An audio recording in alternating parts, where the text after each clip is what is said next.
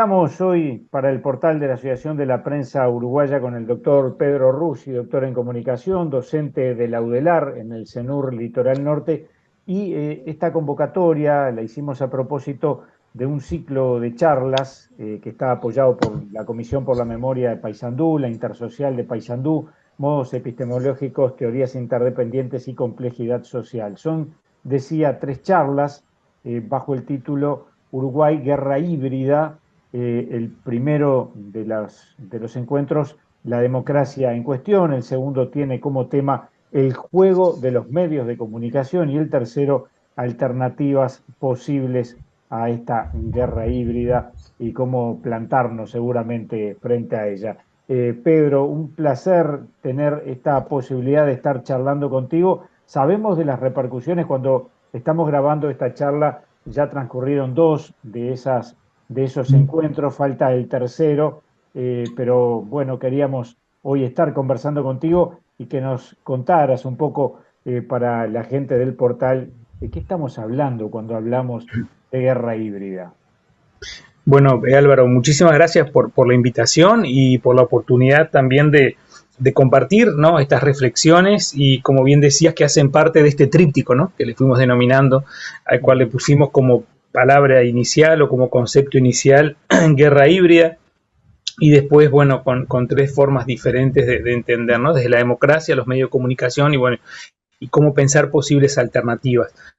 O sea que te agradezco la oportunidad y la posibilidad también de que lo pueda acompañar y en el portal. Creo que lo interesante es esto, como antes de entenderlo de la guerra híbrida, ¿no?, que se ha hablado mucho y se habla o se comenta. Me parece que hay un punto que es esencial, y es la idea que teníamos y que tenemos también desde los grupos que estamos organizando estos conversatorios, que no comienzan ahora, sino que vienen también ya desde un proceso, ¿no?, de larga data, como se dice, que es justamente, y en este caso específico de la guerra híbrida, es entender que Uruguay no está fuera del mundo, ¿no? Uruguay no está lejos de lo que se entiende como la geopolítica y los grupos de decisiones de poder, y Uruguay hace parte de un circuito, ¿no?, hace parte de un escenario, ¿no?, porque a veces cuando pensamos Uruguay tenemos yo siempre digo una paradoja de dos complejidades, ¿no?, y ahora se suma una tercera, que es la que más me preocupa, pero sí, una complejidad, ¿no?, que es la Suiza de América, la otra, y que no somos para nada Suiza de América; la otra es que somos un país muy chiquito, ¿no?, y no hacemos parte de ningún circuito; y la otra que se suma ahora, y me ha llamado mucho la atención, justamente lo leyeron los periódicos, cuando se dijo ahora, ¿no?, que Uruguay parece que somos una raza mejor, ¿no?, y estamos en una raza aparte. Esto ya lo han manifestado, ¿no?, se manifestó en Colonia, se manifestó en Paysandú también, y se manifestó ahora cuando fueron de Buenos Aires los expresidentes Mujica y Sanguinetti, ¿no? Entonces hay otro elemento también, como una raza aparte, ¿no?, nos sentimos mejor. Digo esto porque también, si consideramos estas 3 cosas, estos 3 elementos para mí son muy importantes para pensar Uruguay. Uruguay no está fuera de esto que es llamado la guerra híbrida, porque la idea de la guerra híbrida y del concepto, que es un concepto que tiene la matriz militar, porque esto surge, vamos a llamar, surge como una metáfora, ¿no?, pero se va originando y se va dando forma a esta idea, ¿no?, cuando empiezan las guerras llamadas de la periferia de la antigua Unión Soviética, ¿no? Entonces ahí empieza todo, y a partir de ahí también entra todo el tema de la Guerra Fría. Digo, lo estoy haciendo rápido, pero para que haya una idea, hay una idea que se va construyendo en el 2000, ¿no?, en las guerras de lo que era la antigua Unión Soviética, ¿no?, ahí la periferia, ¿no?, la marginalidad, ¿no?, en esos países, donde también el Medio Oriente tiene la idea de esto también, las guerras en el Medio Oriente, el tema de la Guerra Fría, o sea, hacen parte de guerras que se empezaron a observar desde lo militar, y esto lo dejo claro, desde lo militar, guerras que ya no entraban en las modalidades que nosotros conocemos de las armas comunes, ¿no?, de la guerra con sangre, por decir una forma, para otro tipo de guerra donde entran otros elementos y que hacen parte de esto llamado guerra.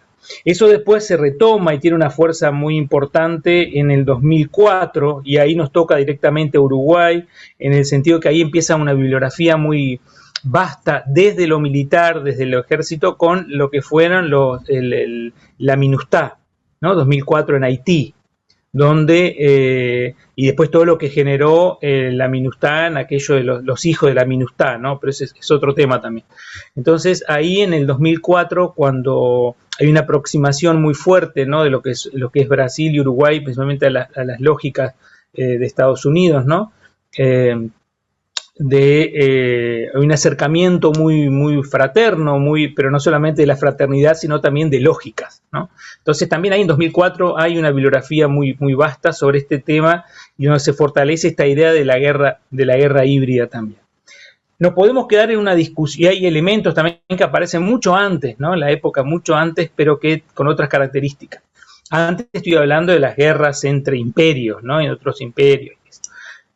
Muy bien, si nos quedamos en el ámbito de lo militar, la podemos entender de una forma, y esa idea de guerra híbrida en el ámbito militar, de guerras que ya no son más con elementos de armas que conocemos, ¿no?, la idea que tenemos del arma, sino que pasan otros elementos, ¿no?, lo psicológico, lo diplomático, lo moral, los medios de comunicación, pero podemos quedarnos en el ambiente de la cuestión militar.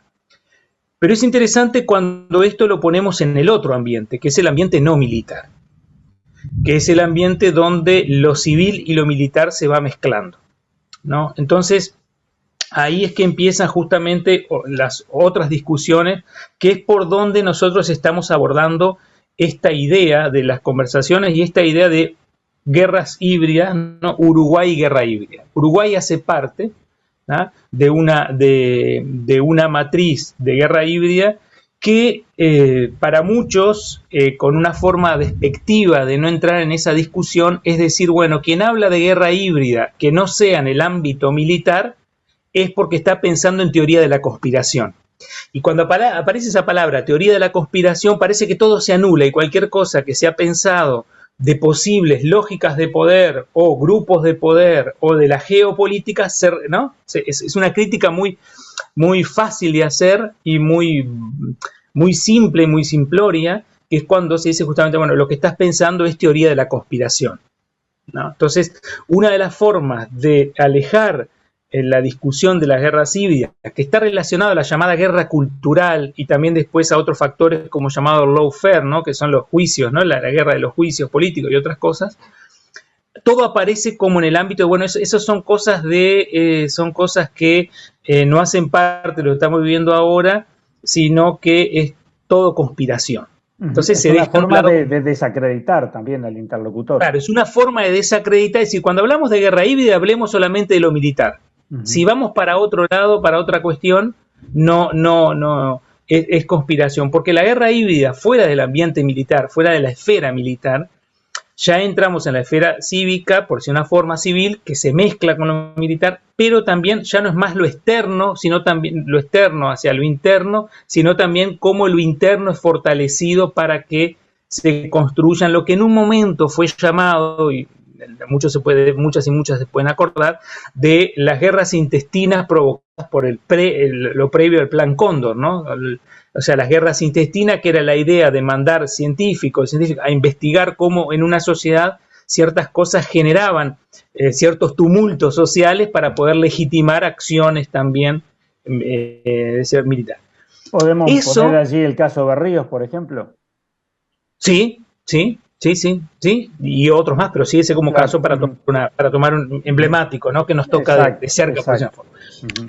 ¿Y esto qué pasa? La guerra híbrida tiene dos patas, ¿no? O sea, dos elementos, que es justamente la guerra no convencional, ¿no?, y lo que es llamada las revoluciones coloridas, que son las revoluciones las manifestaciones coloridas, ¿no? Se ve colorido porque son o los chalecos amarillos o azul. Entonces, ¿qué pasa? Son como que la guerra híbrida tiene estas dos patas, o sea, tiene situaciones que se crean en determinados países, ¿no?, donde aparecen manifestaciones supuestamente espontáneas contra el sistema, contra la corrupción, el que se vayan todos. Entonces, en esas manifestaciones, ¿no? Son situaciones que los países viven propicias para estas situaciones, donde estas revoluciones, ¿no? Llamadas revoluciones coloridas, que son personas que supuestamente apolíticas, grupos apolíticos, grupos que tienen interés solamente de acabar la corrupción,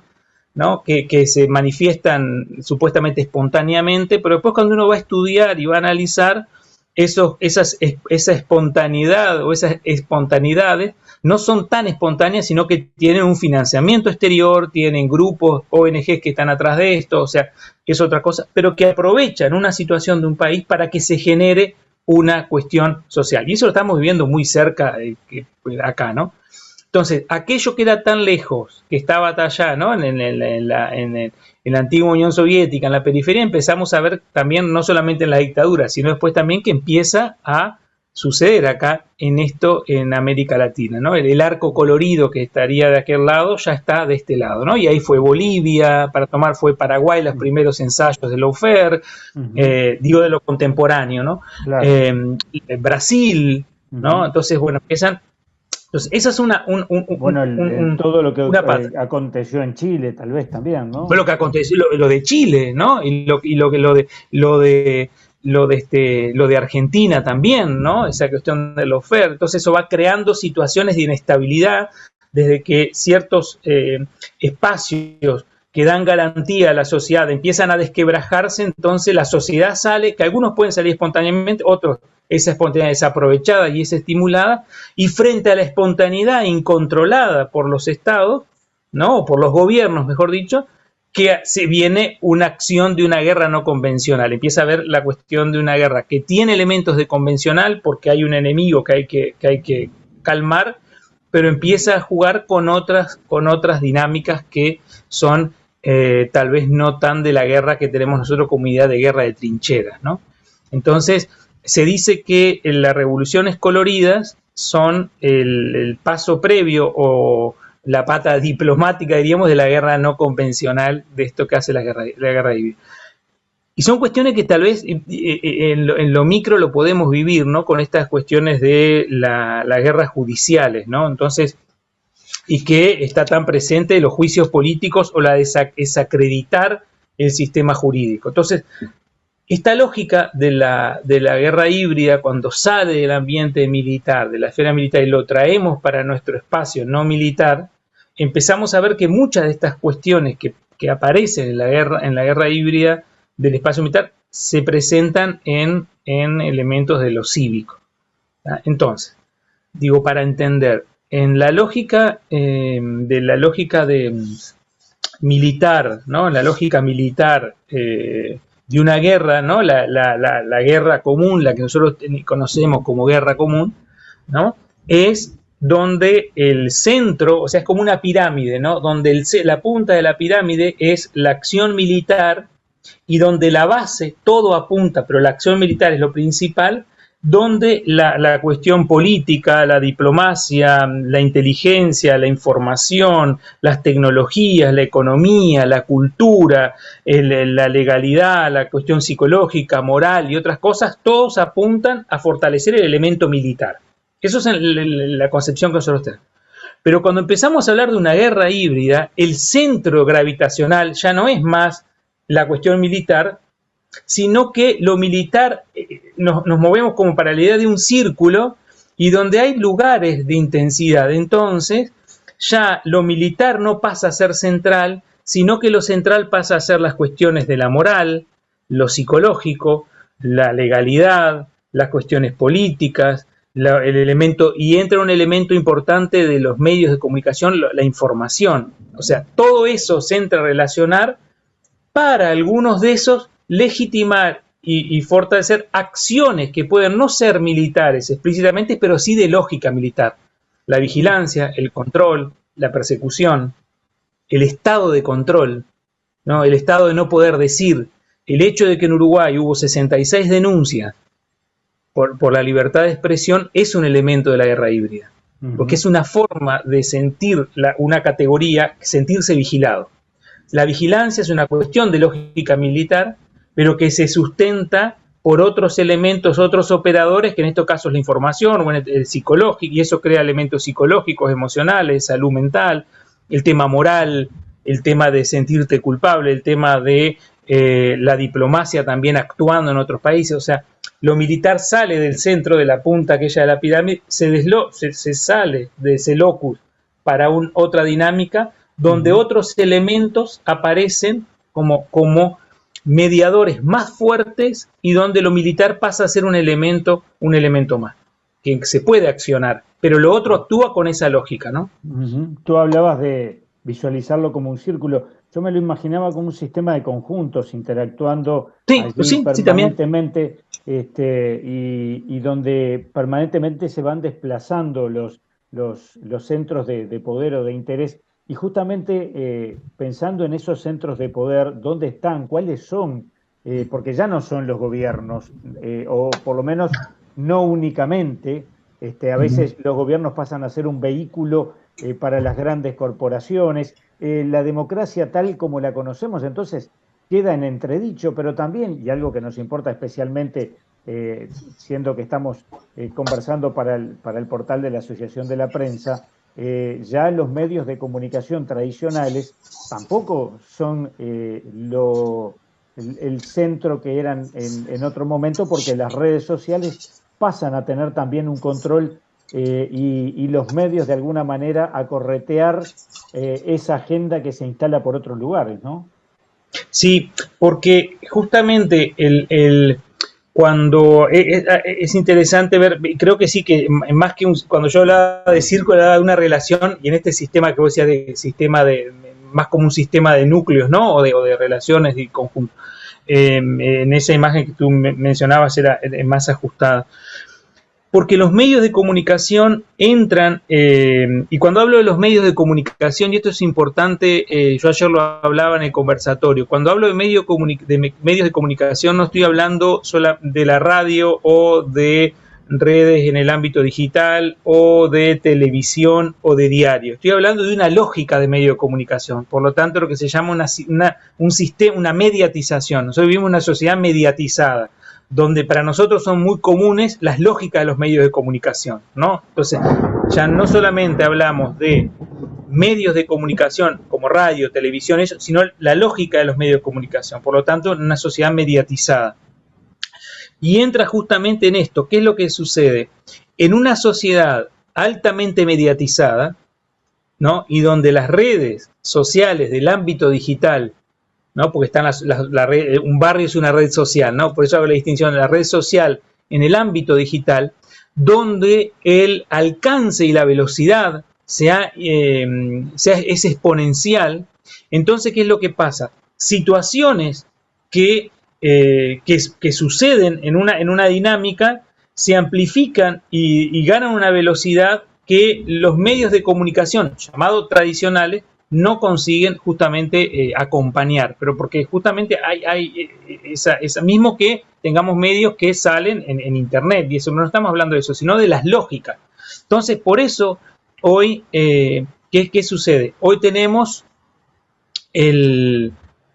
justamente hoy situaciones donde hay una presión también hacia los medios, vamos a llamar los medios que conocemos más tradicionales, ¿no? Radio, televisión, una presión desde las lógicas de velocidad impuestas por otros dispositivos del ámbito digital, ¿no? Por ejemplo, entonces, hoy en día a mí me llama mucho la atención cuando un comunicado oficial de felicitaciones a un presidente fue dado por Twitter. Entonces, no es la cuestión del Twitter, sino es la lógica del Twitter. Entonces, frente a esa velocidad, todo puede ser posible.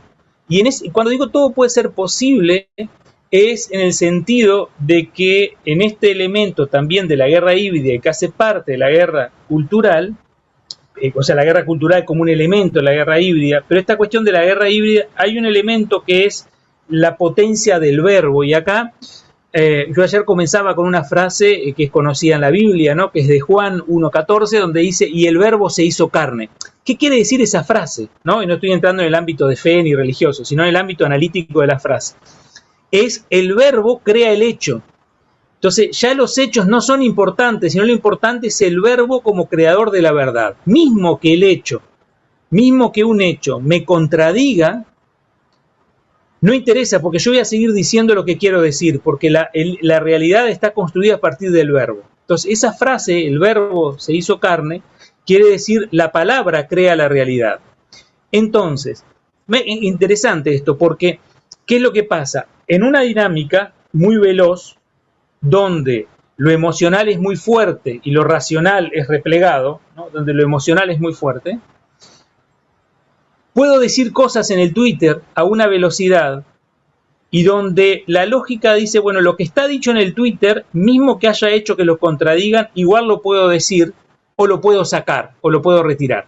Como si manejar el verbo es manejar la realidad. Entonces yo digo algo, ¿no? Digo, Álvaro hizo tal cosa, y después los hechos me dicen que no, igual lo saco, como si retiro la realidad. Es como si el signo dejara de ser signo, ¿no? Entonces, y esto hace parte, ¿por qué? Puede decir, bueno, ¿por qué, Pedro? ¿Qué tiene que ver esto con la guerra híbrida o la guerra cultural? Porque uno de los elementos justamente de la guerra híbrida, y los cuales hace parte, una de las patas de la guerra cultural, es desestabilizar los procesos de racionalidad, de comprensión de la sociedad. Una de las formas de romper el tejido social es cuando se crea una situación de caos, donde se crea una situación de estrés, donde se crea una situación de que ya no sabemos qué es y qué no es. Porque hoy de mañana se puso algo en el Twitter y de tarde ya no está. O puedo decir muy tranquilamente desde el Parlamento de que un determinado presidente estaba con un determinado narcotraficante, y mismo que no sea, pero igual lo sigo sosteniendo, ¿no? Porque creo que ese verbo crea el hecho. O puedo decir que eso, un asesinato como el de las muchachas de Abril no fue un asesinato, no y que fue. hubo Claro. Un intercambio de disparos, aunque no haya habido eso. Claro. Porque mismo que haya organizaciones científicas, la Corte Interamericana, mismo que se estudia, que haya ¿no? médicos forenses, y no partidarios, sino médicos forenses científicos que van desde cortes internacionales y van a analizar, y hubo, ¿no? Fue una ráfaga, ¿no? No fue una ráfaga, no fue un disparo, fue una ráfaga. Mismo que haya contra esos hechos que van a decir lo que hubo fue esto, igual se sigue haciendo la idea de que no hubo terrorismo, o en este caso no eran muchachas, ¿no? Sino que eran tal cosa. Porque lo que interesa acá es, yo creo la realidad. Y eso desestabiliza porque mismo también desde quien se va a oponer a esa idea, no tiene elementos cómo oponerse, cómo hacer un contrapunto, porque ya no estamos en el ámbito de lo racional, estamos en otro ámbito. Por eso no es por acaso que entra esta frase, el verbo se hizo carne, ¿no? Que nos lleva para otro elemento, para otra esfera. Entonces, ahora estoy vaciando de contenido el discurso. Claro, porque no, o sea, lo que estoy haciendo es poniendo, claro, lo que estoy haciendo es poniéndole un contenido en el cual, y acá hay un elemento también, de elemento religioso, que es el elemento de la génesis. Yo paso a ser creador del hecho que quiero que se cree. Por eso quiero crear. Por eso digo, las muchachas no fueron. Y voy contra todo tipo de testimonio y todo. No hubo entonces, ya que estamos en lo bíblico, se me viene otra frase: felices los que creen sin haber visto. Totalmente. ¿No? Entonces, digo, y cuando es interesante esto de la Biblia, porque parece, es una cuestión religiosa, no, porque hace parte de nuestro tejido social, ¿no? La parte antropológica nuestra, ¿no? Como sociedad, ¿no? Que eso se hace presente en esto, ¿no? Mismo la frase que tú mencionabas, ¿no? Entonces, ¿qué es lo que estoy diciendo con esto? Esta velocidad propuesta por estas plataformas o estos dispositivos digitales, ¿no? Twitter, Instagram, ¿qué pasa? ¿Por qué es tan importante entenderlo, pero no como para atacarlo o estar a favor, no es cierto, sino entenderlo como lógica que se va instalando? Porque yo puedo decir algo de Álvaro o de la sociedad y después lo retiro, y es como si ese hecho no hubiera sucedido, porque todo pasa en ese nivel del verbo. Entonces, ¿qué pasa? Los medios de comunicación que trabajan en otra temporalidad, y que ahí yo creo que el problema es cuando los medios quieren igualar la otra temporalidad, pero los medios de comunicación más tradicionales trabajan, digo tradicionales que más ¿no? que hacen parte más de la tradición de lo que entendemos como cultura, cuando los medios van a analizar algo, demandan una temporalidad que no es la temporalidad de la velocidad y de la emoción, sino que es racional. Y uno de los elementos de la guerra cultural es eliminar todo tipo de racionalidad, es eliminar todo tipo de proceso argumentativo. Por eso yo puedo decir, no hubo terrorismo de Estado, o las muchachas de abril, porque eso no tiene razón de ser, porque no tengo cómo sustentarlo. ¿Ah? Entonces, digo esto porque es importante entender esto, porque crea una situación de que no sabemos dónde está. Darcy Ribeiro, el antropólogo Darcy Ribeiro, brasilero, ¿no? Que después ayuda a construir la Facultad de Antropología acá, y, ¿no? Tuve la oportunidad y antes de venir a Uruguay, 13 años trabajé en una universidad creada por Darcy Ribeiro y Anillo Teixeira como docente investigador, y Darcy Ribeiro decía una cuestión interesante, que es la crisis no es una consecuencia, sino que la crisis es el método. La crisis es el método. Entonces, uno de los elementos que podemos traerlo aquí no le hablaba en educación esto, pero podemos traerlo para esto que estamos pensando ahora, la crisis es el método. O sea, estar con una constante crisis, donde hay cosas que son inconcebibles, los 15 centímetros de la desalinizadora, de que se compren cosas y no se usen, de que se digan cuestiones por decir en un parlamento. Entonces, pero el objetivo no es el tema de verdad o no verdad, sino el objetivo es crear un estado de crisis. Porque en un estado de crisis es donde la sociedad le cuesta encontrarse para proponer argumentos y contraponerse. Por eso uno de los grandes problemas... Perdón. ¿Sí? No, es uno de los grandes problemas cuando uno quiere oponerse a hacer un contradiscurso. Claro, porque no estamos en el ámbito permanente. Sí, es total.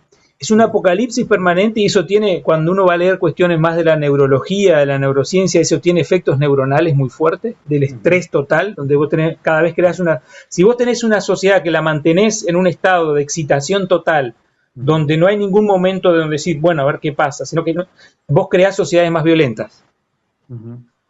Porque sociedades totalmente estimuladas. Y eso no es una cuestión, como yo digo, no es del domingo para el lunes, ¿no? Sino que es una construcción que se va haciendo en el tiempo, ¿no? No es que uno se acuesta el domingo y el lunes aparecemos de esta forma. Entonces, cuando aparecen, por ejemplo, y es interesante, Uruguay ha tenido desde el 2019 hasta ahora 3 o 4 libros de una bibliografía reaccionaria, conservadora muy fuerte, con ciertos tintes de lo que sería, en el caso de Brasil, Olavo de Carvalho, ¿no? Uno de los mentores de Bolsonaro, ¿no? Nosotros tenemos libros que van a trabajar sobre Gramsci, ¿no? La influencia de Gramsci en Uruguay, ¿no? Como hubo uno ahora, donde la lectura que hace Gramsci es muy, muy particular. Pero no importa que lo que se diga de Gramsci no fue así, por esto que llamamos cuando el verbo se hace carne. Yo puedo crear lo que quiera. Entonces, y eso es una cuestión muy, muy, muy, muy compleja, y necesita miradas complejas para analizar. No son lineares, ¿no? Claro. Entonces, cuando... sí. No, decime. No, dale.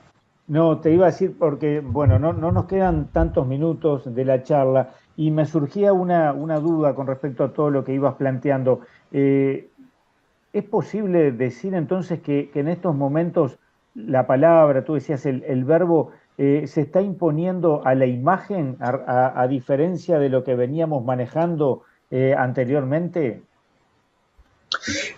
Acá está buena esa pregunta, porque aquí hay una cuestión bien interesante, que es la imagen que nosotros, o sea, la imagen, o sea, estamos en una sociedad de la imagen y es una cuestión fuerte, pero el tema es que no hay algo que está la palabra desplazando a la imagen, sino que también la imagen asume la lógica de esta idea de que la espontaneidad, o lo que el verbo y esto que decíamos, el verbo se hace carne, ¿no? O sea, el verbo y el hecho de la realidad.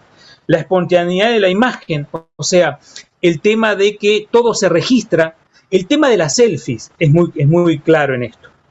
Y es muy claro en esto que ahora una de las posibles candidatas del Partido Nacional, cuando se declara justamente la alianza, que va a ir por alianza, ¿no? Digo, ¿no? La candidata Raffo, una de las imágenes que sale, las primeras imágenes que sale, es ella sacándose unas selfies, haciendo una selfie. Eso es muy sintomático. Entonces, los políticos no salen determinados si no hay no solamente guardaespaldas, sino si no hay fotógrafos, ¿no? Entonces alguien puede decir, bueno, pero entonces la imagen es lo principal, lo que vos decías, ¿no? La imagen es lo que está. Sí, es la imagen, pero dentro de esta lógica, que no es lineal, de esta lógica donde la palabra en este momento tiene una fuerza de crear una realidad y la creo y la desmiento, que tal vez la imagen no tiene. La imagen está como registro, ¿ah? Pero no sé si es que pierde fuerza, pero entra como en otro plano, ¿no? Entra como en otra plataforma. Entonces, yo creo que son cuestiones que tal vez la imagen vale más que 1000 palabras, ¿no? Aquella frase, ¿no? Que se decía, la imagen tiene su fuerza, sí, estamos en una sociedad donde la imagen tiene una fuerza, pero estamos también al mismo tiempo en una potencia, en esta matriz de lo que llamamos la guerra híbrida o guerra cultural, donde la palabra tiene un elemento muy, muy destacado en esa creación de eso. Y eso no es de ahora, eso viene desde las matrices del fascismo. Claro. Por eso, donde esto es creado, ¿no? Desde un lugar en el sentido de la génesis, ¿no? Alguien crea la realidad. Pero ¿qué es lo que pasa? Cuando entramos en una sociedad mediatizada, donde otros elementos entran también, la cuestión se vuelve más interesante para quien analiza, más compleja, ¿no? Entonces, y por eso no es que estén mintiendo, eso es una cuestión que me gustaría dejar claro. No es que estén mintiendo, no es decir están mintiendo, no, es que están convencidos de que la realidad se construye de ahí. Desde una imagen que me saco, pero que no queda como imagen, sino que entra en el ámbito de crear ese hecho y esa realidad. Por lo tanto, toma elementos de esto de lo de la palabra. Las fronteras quedan menos claras, ¿no? Pero es una tensión que vamos teniendo entre la palabra y la imagen, por decirlo, ¿no? Pedro, voy a apelar a tu capacidad de síntesis. Habitualmente se dice y se reitera y hay como un convencimiento en la izquierda de que la izquierda, cuando fue gobierno aquí en Uruguay, por ejemplo, no comunicó bien o no supo comunicar. De alguna manera como ignorando que del otro lado también es como un partido donde hay otros actores que también juegan. ¿Hay una forma nueva de comunicar? ¿Hay que saber comunicar para este tiempo? Yo creo que, a ver, viene la síntesis. Tocas un tema que me interesa muchísimo, ¿no? Pero por eso voy a ver cómo hago la síntesis. Pero, no solamente no sé si la cuestión es que no supo comunicar. Yo creo que la cuestión es que no entendió la comunicación como estrategia. Y no entendió la comunicación como estrategia. Entendió la comunicación más en el ámbito de la propaganda y la publicidad. Y no entendió la comunicación como elemento estratégico de un tejido social que sí estaban en las bases, tal vez, de lo que eran aquellas comunidades iniciales o aquellos barrios o aquellas comunidades eclesiales de base, las parroquias que jugaban un papel importante, ¿no? Más allá de lo religioso, los centros comunales que eran, ¿no? O sea, me parece a mí que no consiguió comprender, y esto no solamente acá en Uruguay, yo que analizo América Latina, en otros países también, no entendió la comunicación, y yo creo que no sé si la está entendiendo, daría para discutir, pero no entiende la comunicación como estrategia, como táctica y como estrategia. Entonces ahí me parece, y uno de los elementos claves es que rápidamente me parece que la oposición entra en el discurso y en la agenda propuesta por los otros. Y uno de los elementos que muestra eso es el hablar de la autocrítica. Y la autocrítica es algo que no te permite mover. Y la autocrítica es un castigo, es una cuestión religiosa también, es confesional. Yo creo que la oposición o la izquierda tiene un elemento en su base mucho más interesante y que es combatido por la guerra híbrida, que es la praxis, que es el hecho de ir haciendo y evaluando al mismo tiempo, y de construyendo y evaluando. La autocrítica es posterior, y la autocrítica siempre castiga, y la autocrítica no permite moverte, la praxis sí. Y no es algo extraño para el pensamiento, vamos a llamar, de izquierda, pero caímos y nos llamábamos que teníamos que hacer la autocrítica, y eso es no entender la estrategia comunicacional que viene desde Rosa de Luxemburgo, para llamar, de Hannah Arendt cuando va diciendo, Paulo Freire, ¿no? Para tomar, ¿no? Que van tratando esto de ir caminando y observando. Y eso es parte de una estrategia comunicacional, porque si no apuntamos, por ejemplo, todo a decir qué mal nos comportamos, y eso es confesional. Claro. Por mi culpa, por mi gran culpa. Claro, por mi culpa, por mi gran culpa. Y entonces nos castigamos y nos pegamos, y eso es un proceso del análisis, tiene que ir de paso a paso. Yo creo que cuando se entienda, y yo creo que hay elementos para entenderlo, no creo que no, esa comunicación como estrategia. Quien comprendió eso, y no es con Uruguay, pero quien comprendió eso en un momento fue Bolsonaro. Bolsonaro comprende eso en un momento. Entonces, él consigue, que después Lula lo hace ahora en el 2022, pero él comprende, y una cosa que era, vamos a llamar de la izquierda, que era una comunicación más humana, una comunicación más cotidiana, una comunicación más con los pies en la tierra, ¿no? Entonces, en cuanto tal vez en aquel momento el PT utilizaba luces de estudio para hacer fotografía, Bolsonaro se hacía fotografías con su propio celular y no salían bien, pero porque era para cada sensación, porque jugó con un elemento que es clave en esto que estamos llamando la guerra híbrida, que es lo emocional. No es lo racional, es lo emocional. Por eso tenemos los outsiders que van entrando en el espacio de la política, porque trabajan lo emocional y no lo racional. Pero, y lo racional... Sí. No. ¿Y lo racional, decías? No, y lo racional demanda una temporalidad que lo emocional no es mucho más rápida. La emocional es la rapidez de estas nuevas plataformas que estábamos hablando, por llamarle nuevas entre comillas, de esta velocidad. Lo racional necesita otra temporalidad.